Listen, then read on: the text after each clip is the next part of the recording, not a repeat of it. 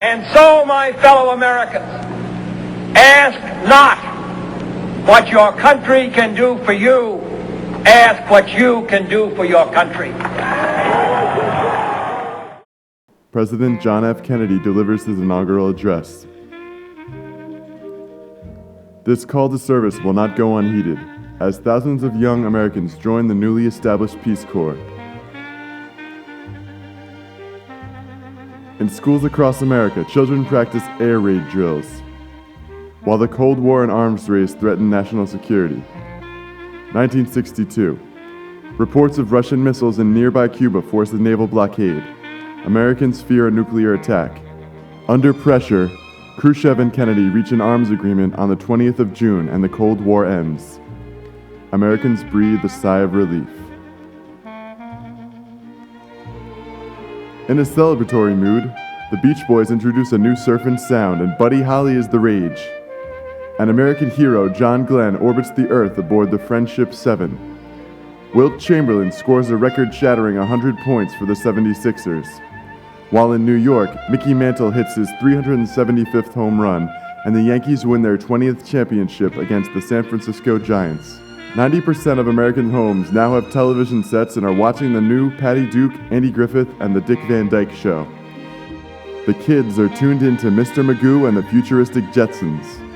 1963. Elizabeth Taylor reigns in Hollywood, and the first James Bond flick, Dr. No, is a hit. Sonny Liston knocks out Floyd Patterson in the first round. And from Hitsville, USA, Barry Gordy releases Fingertips, the first single from 12-year-old musical genius Little Stevie Wonder. The Motown sound is born. Martha Reeves and the Vandellas start a heat wave as down south racial tensions flare over desegregation and voting rights. 250,000 march on Washington and listen to the Reverend Dr. Martin Luther King's powerful words. Norman Rockwell paints the problem we all live with. Folk singer Bob Dylan echoes the voice of a new generation. The times they are a-changin'. President Kennedy has been shot in Dallas, Texas.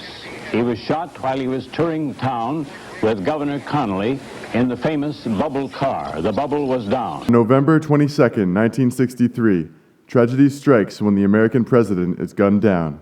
The nation mourns. In Hoboken, JFK's call to service is carried on in the new Hoboken High School, a symbol of community pride where only the best is good enough. Under the tutelage of Principal Thomas Gaynor, the tradition of service and excellence is hatched. Within the Character Club, in the spirit of the cheerleaders and majorettes, in the 1963 Group 1 Division champion basketball team, and the Class Beatniks.